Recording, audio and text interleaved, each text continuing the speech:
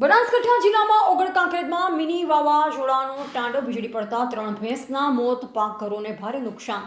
મોડી રાત્રે આવેલ વાવાઝોડાએ અનેક જગ્યાએ તારાજી સર્જી ખેડૂતોનો પાક જમીનદોસ્ત। બનાસકાંઠા જિલ્લાના ઓગળ અને કાંકરેજ તાલુકામાં મોડી રાત્રે આવેલ મિની વાવાઝોડાએ ભારે તારાજી સર્જી છે। તેજ પવન અને વીજળીના કડાકા ભડાકા સાથે વરસાદથી બંને તાલુકાના ગ્રામ્ય વિસ્તારોમાં મોટું નુકસાન થયું છે। કાંકરેજના આકોલી ગામે વીજળી પડતા એક ભેંસનું ઘટના જ સ્થળે મોત નીપજ્યું। ઓગણના તાતિયાણા ગામે વીજળી પડવાથી 2 ભેંસના મોત થયા। આમ કુલ 3 ભેંસ વીજળીના કારણે મૃત્યુ પામી હતી।